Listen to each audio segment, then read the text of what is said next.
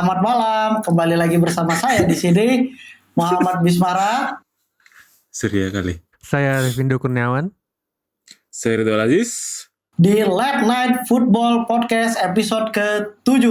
Nah, nggak lupa nih guys, kita juga ingetin untuk kalian yang pengen dengerin kita di Spotify. Kita ada di Spotify dengan nama Late Night Football dan juga di YouTube. Plus di Instagram kita dengan nama Late_Night Football. Jangan lupa di follow ya guys. Oke, sebelum masuk ke topik pembahasan kali ini, seperti biasa kita akan main kuis terlebih dahulu dengan dua rekan saya tercinta. Nah, asik. Nggak ada lawan. Oh, nggak ada lawan. Oke, Ridho dengan ini ya. Ridho yang nggak pernah kalah di kuis, kali ini kita tantang lagi nih. Oke, langsung saja ke clue pertama. Dia adalah seorang gelandang yang bermain di Valencia tahun 2004. Terkenal dengan rambut pirangnya dan nomor punggung. Nggak salah, nanti kalian langsung tahu. Dia berposisi sebagai gelandang, asli dari Spanyol. Nomor punggung oke lah, nomor 6. Valencia 2004. Cukup terkenal. Rambut pirang. Saya rambut pirang. Wah, ini main inti kayak ini. Nggak tahu aku. Betul. Pemain Spanyol asli bisa? Asli dong. 2 kelinci. Apa sih? Wah, aku nggak tahu. Nggak tahu. Jujur. Lanjut. Nggak, aku nggak tahu. Lanjut. Tunggu Repin coba tuh Repin tuh. Repin. Lanjut dulu. Lanjut. Oke. Aku kebayang nih. Ya, kita langsung masuk ke inisial. Inisialnya DA. DA. Hah? Sumpah dong. Nanti kalau kau tahu kau nyesal. Nanti kau langsung kayak gitu. Wih, ya. DA. DA. Dia pernah main di Spanyol, main di timnas Spanyol. Pernah. DA. Gelandang bertahan. Daniel Ayala bukan ya? Itu back. Dulu kan ada pokoknya gelandang Valencia tuh terkenal dia berdua. Yang satu Ruben Baraja, yang satu ini nih. Waduh, tua kali, cu. Kan dia 2004. Masa-masa Valencia lagi oke. DA. Aku mau coba, Bis. Silakan Vin. Aduh, Siapa tuh? Siapa tuh Vin? David Albeda bukan? Anjing. Aduh. Betul. Aduh. Iya. Kali ini Ridho Pur. Next aku betul kan dong? Pas kau udah tahu kan? Itulah. Belda. Ya. Belum deh ya. Maaf. Oke. Aja. Kuis kali ini ngira skill aku tuh rendah. Oke, kuis kali ini. Apa topiknya hari ini? Dimenangkan oleh Revin. Oke, masuk ke topik pembahasan di episode 7 kali ini. Nggak lupa sekarang kita lagi ada di international break, yaitu lagi di international break, yang dimana cukup banyak laga kualifikasi Piala Dunia selama 2 minggu ke depan. Nah, mungkin di sini sedikit kita flashback ke Euro kemarin. Di Euro 2020 kan kita tahu di sana Italia keluar sebagai juara. Nah, namun ada satu tim yang cukup mengejutkan. Mengejutkannya bukan karena Denmark bukan. Bukan. Oh, bukan. Mengejutkannya bukan karena dia bikin kejutan, tapi dia mengejutkan bukan karena dia bikin prestasi, namun justru karena dia tidak mendapatkan prestasi di Euro kemarin, yaitu Les Blues Prancis. Nah, Prancis ya. di kualifikasi Piala Dunia kemarin, mereka juga mendapatkan hasil seri yang kelima secara beruntun di bawah tangan Didier Deschamps. Yaitu terakhir mereka mendapatkan hasil imbang. Oke. Yang dimana mereka mendapatkan hasil imbang 1-1 dengan Ukraina. Nah, menurut pendapat Ridho, apa yang terjadi dengan Les Blues langsung nembakku ya? Iya langsung lah. Kalau aku ya, sebenarnya dari awal penunjukan Deschamps ini, walaupun juara Piala Dunia, terlepas dari juara Piala Dunia, aku kurang suka sih sama Deschamps ini. Kenapa? Alasannya? Walaupun emang dia secara personal kayak emang dia dekat sama pemain-pemainnya ya, bisa membangun lah. Cuma secara strategi ini pelatih ini agak kasar sih, agak tolol sih kalau gue bilang. Dia tuh emang murni mengandalkan emang ya pemainnya berkualitas, ya udah terserah mau ngapain gitu. Terbukti lah lawan waktu aku nonton soalnya waktu lawan Swiss itu kayak babak kedua tuh seingat aku Griezmann diganti di mana itu butuh gitu seorang Griezmann sebenarnya, tapi diganti karena udah waktu laga penting gantiin pemain penting ya pas extra time ya kok mau ngapain lagi, nggak bisa apa-apa. Jadi emang dari awal pertunjukan Deschamps sih emang feeling aku bakal ada jatuhnya sih, kalau apalagi ketika Prancis ini disuruh megang bola. Soalnya kalau kita lihat cara main Prancis ini ball position itu kayak kurang sih. Aku sempat baca ini aku udah rangkum nih dia apa ya. Rata-rata ball position Prancis itu cuma 52% waktu Euro. Ke-8 untuk tim juara dunia cuma nomor 8 di Euro kemarin. Ditambah dengan adanya gelandang-gelandang yang berkualitas yang dia milikin ya. Ya makanya itu emang murni ini sih. Taktikal kosong tapi ya kualitasnya aja yang bagus semuanya. Atau Repin gimana menurutnya? Nah kalau Repin gimana nih Pin? Menurut kau? Kalau aku lebih nyorotin ini sih, lebih nyorotin ke Perancis ini. Ini mungkin salah Deschamps ataupun enggak ya, terlepas ya. Tapi Perancis ini enggak main sebagai tim sebenarnya.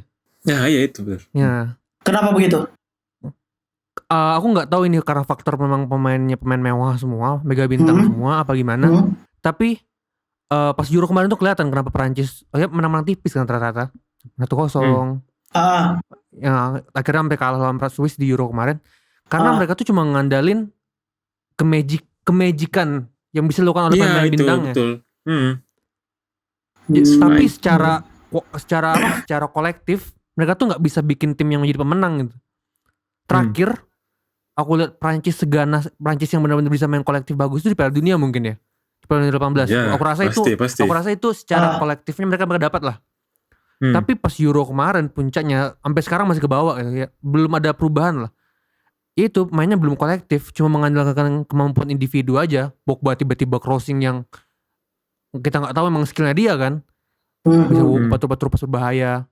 Itu sih kalau aku. Nah kalau menurut kalian sendiri itu kan berarti kalian berdua kan setuju nih bahwasannya di timnas Prancis itu mereka tidak bermain sebagai sebuah tim yang baik dan mereka tidak memiliki kolektivitas yang oke, terlepas dari itu dilatih oleh Didier Deschamps ataupun enggak gitu kan. Nah, bagaimana kalau kita ngomongin masalah pemilihan pemain? Mungkin kita flashback dikit ke Euro kemarin lah. Itu menurut kalian apakah pilihan Deschamps tepat atau enggak? Mungkin kalau tadi Rido, sekarang aku minta pendapat Repin dulu nih. Oh ya, boleh. Dibilang tepat sebenarnya tepat aja ya, karena Prancis ini kan berlimpah ya pemainnya. Benar banget. Aku rasa. Cuma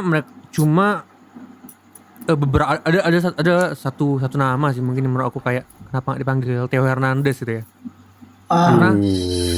Karena aku rasa bias. Enggak. Karena dia ngasih penjelasan. Nah, karena aku rasa Prancis ini butuh juga opsi yang bisa jadi wingback kan. Walaupun sebenarnya Digne punya kemampuannya ya, tapi ya dibandingkan sama Theo, kemampuan dia untuk advance ke depan masih jauh lah kan. Itu kalau aku rasa kenapa nggak dibawa, karena walaupun nggak jadi inti lah, tapi kan bisa jadi kartu turf kan ketika buntu gitu. Jelas. Pemain yang kayak Theo ini. Gue heran kenapa nggak dibawa, padahal dia udah membuktikan bahwa dia ini pemain yang layak buat di timnas lah. Walaupun akhirnya sekarang dipanggil ya. Itu sih kalau aku. Tapi sisanya ya nggak ada masalah sih, karena opsinya juga seperti itu ya. Striker sih kasihan. Kalau aku Prancis nggak punya penerusnya mungkin. Kita bahas nanti mungkin ya. Tapi nanti kita bahas. Ini aku agak lanjutin dari Repin ya. Benar tadi kata Repin masalah Theo. Ini masalah Theo aja. Theo itu waktu lawan Swiss itu seingat aku tuh Prancis ini gara-gara si Digne cedera sama si Lucas Hernandez cedera. Jadi mereka tuh pasang 3 back akhirnya. Varane, Kimpembe sama satu lagi Lord Lenglet yang nggak pernah main di Barca dipasang nih. Nah itu membuktikan kalau memang iya makanya maksudnya si Digne ini kan punya riwayat cedera ya, tapi tetap dibawa gitu loh. Sementara yang dibawa cuma 2 back. Nah Theo tuh nggak ada. Itu satu. Terus ya bener lagi ya Repin ya. Maksudnya Prancis ini kan emang dianugerahi dengan squad yang melimpah lah, bahkan bisa bikin 3 tim yang sama kuatnya gitu. Jadi bilang bener nggak bener sih tergantung itu ya skema pelatih. Nah masalahnya itu tadi yang gue bilang, nih si skemanya Deschamps ini kita nggak tahu apa, emang murni sama kualitas pemain aja. banyak sebenarnya kan pemain-pemain kayak Kamavinga, terus Hussein Aouar, ya Ndombele, banyak lah maksudnya ya. Kok bisa sebutkan siapa aja, banyak gitu. Dayot Upamecano. Banyak kali. Nah cuma aku mungkin tadi aku lupa bahas ya Bes. Sebenarnya juga kenapa Prancis jelek itu pas Euro itu ternyata faktor di luar lapangan itu lebih banyak daripada di dalam lapangan. Itu juga masalah perseteruan keluarga ya. Itu keluarga satu, itu kayak marah-marah nggak jelas tiba-tiba mereka mamanya siapa, Rabiot ya, sama Pogba sama Mbappe itu satu. Terus yang waktu itu sampai apa, sampai bawa ke si Mbappe sama Giroud. Si Mbappe iya. Tahu kan si Giroud kayak ngomong apa, terus Mbappe balas langsung gitu, pokoknya ego gitu lah. Sama ya itu si apa, masalah dapur F1 sama go-kart. Mbappe sama Benzema sama Giroud, banyak sih faktor Prancis. Gara-gara mungkin superstar semua mungkin ya. Sulit. Berarti kayaknya emang Prancis ini emang sekarang posisinya faktor teknis dan faktor non teknis juga sama beratnya yang mereka lagi sulit kali Bes kalau menurut aku. Setuju. Meskipun berarti dengan skuad bintang yang mereka milikin, bahkan seperti yang Rido bilang tadi, 3 tim sama kuatnya bisa dibangun oleh timnas Prancis. Namun sangat disayangkan mereka memiliki faktor teknis dan faktor non teknis yang cukup banyak, sehingga membuat Prancis saat ini kelihatan kayak tim mediocre, bukan seperti Prancis yang kita kenal gitu kan. Nah, tapi masih dengan Prancis, masih ngomongin Prancis, tadi Repin sempat nyenggol sedikit tentang regenerasi striker, yang dimana kita tahu mereka sampai sekarang masih cukup ngandelin Benzema dan juga Giroud, yang kita tahu sendiri umur mereka sudah 30 kepala 3 ke atas. Udah tua, Cok. Jangan lupa loh pas Olimpiade bawa Gignac coba. Nah, itu pas Olimpiade. Iya, sumpah ya. Pas Olimpiade itu kayak saking pas itu kayak pelatihnya tuh. Listnya aduh, mending Gignac aja lah kayaknya. Enggak ada lagi gitu. Iya benar ada lagi. Kayak apa namanya? Otomatis kan kita kan kayak ngelihat Olimpiade itu kan jadi apa ya? Itu kan para pemain muda terbaik dari tiap timnas kan dikumpulin di situ kan. Harusnya kan, membuktikan bakatnya lah. Benar, ditambah tiga pemain senior. Nah, tapi sampai sesusah itu loh mereka nyari seorang striker muda gitu. Sampai bahkan Gignac yang nggak jadi langganan di senior dipanggil di Olimpiade nih. Itu kan sangat-sangat nggak masuk akal gitu. Nah, tapi ya cukup menarik sih untuk membahas regenerasi dari striker Prancis selanjutnya. The next Benzema dan Giroud. Itu gimana nih menurut kalian berdua? Mungkin boleh dari Rido dulu deh. Striker ya. Kalau kita lihat nih, Prancis tuh dari dulu tuh selalu punya striker yang ngeri loh. Striker kelas 1. Trezeguet, ada Henry, terus sekarang Benzema gitu-gitu. Mbappe ini nggak bisa dibilang striker sih. Ya boleh lah walaupun gitu-gitu kali. Sekarang Mbappe juga nggak bisa disebut striker yang apa? Striker gitu nggak bisa gitu. Siapa ya paling nggak ada gitu.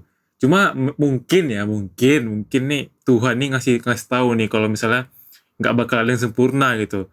Kita lihat lah dari kiper tuh sampai sayap tuh Prancis tuh gila lah. Maksudnya nggak ada celah, ya kayak aku bilang tadi bisa bikin 3 tim dari kiper sampai sayap. Cuma striker aja masalahnya nih. Mungkin buat Piala Dunia kalau menurut aku bisa, kayaknya nggak bakal ada masalah nih, masih oke. Cuma buat 2024 Euro, kalau misalnya masih belum nemuin striker yang seklinikal dua orang itulah, si Benzema sama Giroud, kayaknya agak susah sih. Siapa palingnya? Kalau menurut aku mungkin walaupun ini agak mungkin ada yang ketahuan ya abis ini dengar aku bilang Martial mungkin bisa, kayak aku bilang Martial, Dembele mungkin bisa kalau aku bilang. Mungkin cuma Dembele sih. Dembele, Martial, siapa lagi yang ada? Repin mungkin tahu. Iya sih. Tapi Repin mungkin tahu regenerasi Benzema Giroud. Iya. Fans PSG kan kau Pin? Dari dulu sih aku fans PSG. Parah. Zaman Ronaldinho dulu. Ronaldinho, Pochettino. Pochettino sempat di PSG. Oh iya. Pernah PSG dia. Iya. Pernah. Ini kalau apa ya? Kalau ini ya bicara striker dulu, aku pernah punya harapan sama striker menjanjikan lah tahun 2016-17 dulu sempat. Prancis apa? Who is that? Sekarang sekarang akhirnya apa ya? Justru malah semenjak dia pindah klub malah menurun kualitasnya. Dulu aku sempat ini Apa bisa Ben Yedder? jadi Apa? dan apa ya? The next Henry selain Martial. Oh, aku Kalian tahu tahu. siapa? Aku tahu. I know that. Siapa bis? Alexander nggak tahu ya? Lacazette. Ya betul Lacazette bisa deh. Karena kalau kalian lihat dulu yang waktu dia apa ya awal-awal terkenal namanya pas di Prancis apa timnya aku lupa. Lyon. Lyon pas dia di Lyon kan ngeri kan kualitas aku lihat waktu itu. Yang pas dia di Lyon awal-awal. Top skor lah ya dulu. Top skor sempat top skor. Tempat top skor juga. Nah makanya pas aku kira dia pindah ke Liga Inggris, wah bakal bisa lah jadi Henry gitu. Karena beda dengan Martial kan. Martial datang ke Inggris masih hijau kan, belum dapat apa-apa. Masih hijau. Nah, salah kan tim mungkin Pin. Aku baru kena lagi. Tapi pada waktu itu kan lumayan bos, belum separah sekarang. Siapa? Awal-awal ya. Pas dia datang kan, jadi aku harap bisa lah nih, kayak ibaratnya dia punya pegangan jadi top skor. Dan di Arsenal juga adalah Aubameyang kan. Tapi ternyata malah penurunan dari sana. Aku bilang sayang sih, karena setelah dia belum ada striker murni pemain Prancis yang bisa ibaratnya punya step jadi top skor dengan kawan itu lah, belum ada kan. Gitu sih. Kalau aku nanya ke kau tentang Moussa Dembele gimana nih Pin? Pemain Lyon yang kemarin dipinjemin ke pemain Lyon yang dipinjemin ke Atletico.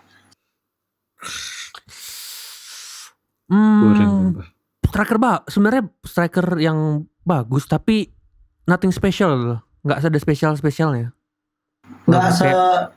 Belum kredibel lah ya untuk ganti Benzema. Iya, maksudnya itu untuk sekali bertimnas Prancis ya belum lah. Maksudnya untuk Lacazette pas di tahun itu kita wah ini pemain mewah gitu kan. Jelas. Sayang. Iya kan. Maksudnya kalau kita bandingkan dengan Dembele ya belum gitu. Walaupun dia cukup terkenal ya. Belum, tapi kan belum sampai ke sana levelnya. Bahkan buktinya ketika dia pinjemin di Atleti pun kemarin dia cuma ngisi di bangku cadangan aja kan. Iya, itu skema sih biasanya skema. Iya, setuju. Nah berarti mungkin kalau aku yang ditanya tentang gimana regenerasi timnas Prancis, kalau aku bilang aku setuju dengan pendapat kalian berdua. Sampai detik ini belum ada pemain yang cukup kompeten untuk gantiin Benzema dan juga Giroud. Bahkan tadi Rido sempat singgung Mbappe juga bukan seorang striker murni. Bukan ya. Dipaksa dia dipaksa jadi striker murni. Tapi Mbappe itu dia adalah pemain sayap. Dia nggak punya dia bukan seorang goal getter. Dan menurut aku ya mungkin setuju juga tadi sama pendapat Rido. Untuk Piala Dunia 2022 Benzema Giroud masih ada. Tapi untuk nextnya kita masih belum kelihatan nih siapa striker mereka selanjutnya. Ya semoga mungkin dari Liga Prancis nanti bisa nemuin bakat baru ya yang bisa jadi penerus mereka berdua. Nah, oke.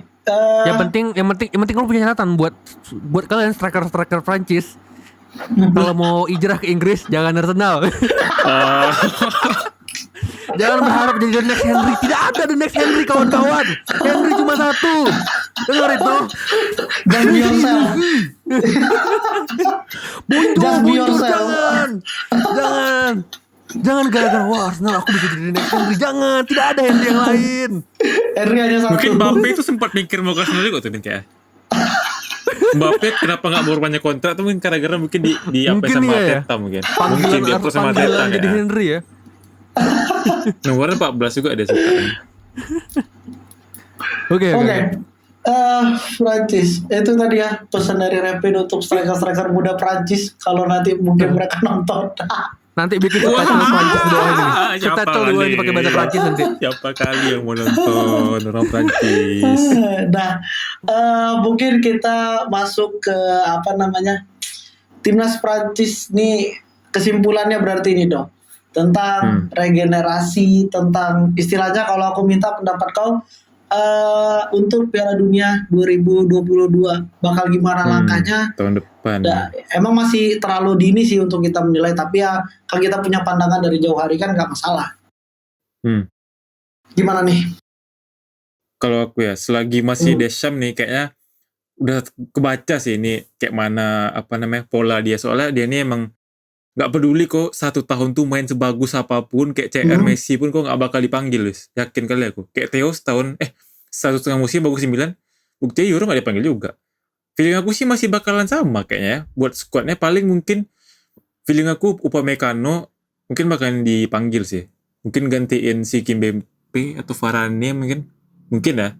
Sama satu lagi Zoma mungkin dipanggil gak sih Zoma? Zoma dipanggil main kemarin. Dipanggil, ada main kemarin. Iya. Itu kalau aku berharap Theo, jujurnya berharap Theo sih aku masuk. Cuma nggak tahu nih kalau masalah Deschamps nih, mungkin dia nggak percaya sama Theo. Betul, Deschamps nih nggak jelas sih, pelatih nggak jelas kalau bilang. Kardus. Berarti menurut kau Prancis bakalan sama. Piala Dunia nggak bisa berbuat banyak ya? Enggak sih kalau gue bilang, kalau masih Deschamps. Tambah lagi formasinya, aku yakin kali pasti bakalan sama nih. Nggak ada yang berubah. Paling 1-2 lah. Pasti sama, yakin aku. 1-2 itu pun kalau dia cedera. Nah, top skor pun Lacazette dari Arsenal tiba-tiba nggak bakal dipanggil, yakin aku. Oke. Sulit. Bung Repin, Perancis yang sulit. bagaimana dengan pendapat Anda, Bung Repin? Kalau aku Prancis ini buat Piala Dunia sebenarnya masih ada, aku nggak bilang juara sih, lah. tapi punya harapan buat sesuatu lah, entah itu sampai semifinal atau 3 besar. Bisa. Cuman sayang kan sebenarnya kalau kalian mikir sampai sekarang, kayak sayang skuadnya bagus sekali yang mewah.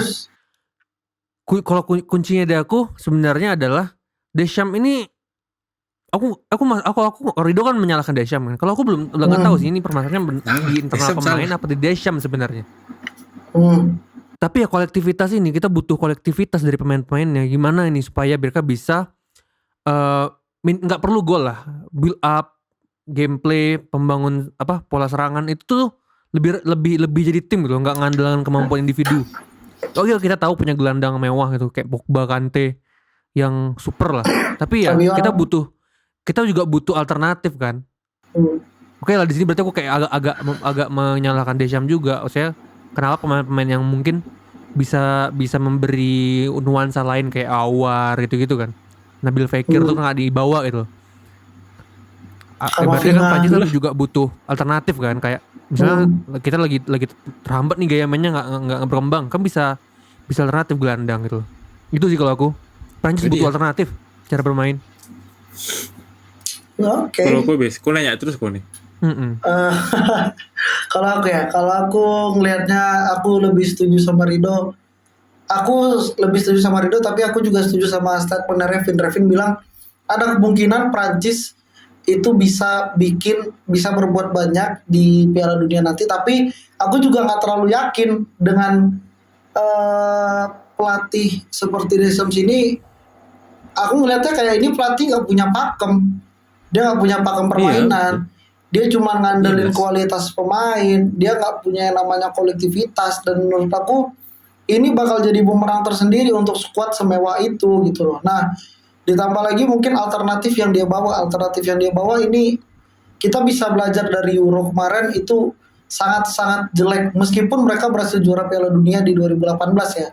Tapi kita nggak bisa bohong, dari tahun ke tahun setiap timnas itu mengalami peningkatan, baik timnas manapun gitu. Nah, tapi Prancis adalah pengecualian. Prancis justru menurut aku mereka nge-stuck di tempat. Mereka lagi nggak tahu mau ngapain. Mereka lagi nggak bisa mau gimana. Intinya kalau mereka nggak bisa menyelesaikan masalah internal terlebih dahulu, mereka nggak bakal bisa bikin banyak di Piala Dunia besok. Itu sih. Ada ini sih. Aku baru ingat sesuatu fun fact. Apa tuh? Kalian ingat nggak semenjak 2006 tim yang juara Piala Dunia nggak lolos grup di Piala Dunia berikutnya? Iya, itu emang dipatahkan sama Jer. Ada yang patahin nggak? Ada yang patahin? Belum ada. Belum ada. 2010 Italia nggak lolos. 2014 Spanyol. 2018 Jerman nggak lolos. Jerman. Ya. Oh iya ya. Makanya nih bahaya juga Prancis. Oh itu kutukan cok. Iya ya. Tapi kalau menurut aku ya, Prancis ini mungkin bakalan jadi pemecah rekor sih. Maksudnya bakalan ngemecahin ini. Soalnya kalau kau lihat lagi Pin, waktu itu Italia 2010 itu pakai pemain gaya semua kan. Ya. Masih ada Camoranesi lah, Toni lah, siapa. Strikernya lah 2014 juga. Quinta itu masih enggak ada. Nah, Quinta masih Iya, masih ada ada Cannavaro Quinta. juga kan, Cannavaro. Masih main deh tuh singkat aku. Masih Masih main deh kapten. Masih jadi kapten. Iya. 2014, Oke. 2014 tengok lah. Pokoknya tua-tua. Kayaknya Prancis ini bakalan bisa mecah sih, cuma nggak bakal jauh sih kalau gue bilang. Tapi kalau pecah sih kayaknya pecah di Prancis nih kalau gue bilang. Iya sih. Semoga lah pecah kutukan dari Prancis kan. Kalau kalian lihat gitu, Apa? Jerman 2018 juga nggak kalah mewah kan? Tapi nggak Tapi lolos. iya juga sih Do, Jerman 2018 juga mewah kan. Nggak, Do. Bis. Oke, Kalau bilang Bimo. aku 2018, kalau aku ya Jerman tuh masih kurang 2018 tuh. Udah nurun dah. Siapa coba? Itu kayak si nggak ada Muller, cuma seniornya cuma Kroos. Siapa lah waktu itu? Kurang bis. Oh enggak. Itu 2018 tuh Jerman nggak lolos karena masih paksain Neuer main. Dior tuh baru sembuh kemarin. Nah, baru Baru sembuh sembuh juga. cedera. Kan. Striker Werner. Muller gak dipanggil. Siapa lagi? Itu kurang tuh. Kalau Prancis ini, aduh, masih ngeri kali nih sebenarnya. Iya sih. Masih berharap lah. Emang iya. Iya, Jerman tuh sih aku agak kurang tuh waktu itu Pin, pemainnya. Muller dipanggil tuh. Iya, Siapa? maksud aku tuh nggak Lior dipanggil kapten ya. Makanya gua Ozil ngerti aja Muller. dipanggil tuh. Ozil masih kayak Ozil, si Kroos masih Kroos sudah nggak ada. Kroos Mana dipanggil. ada Kroos? Kroos. Oh Kroos ya Kroos masih iya. Country Kroos tua banget. Udah nanti begini ini nggak jelas lah ngomongnya.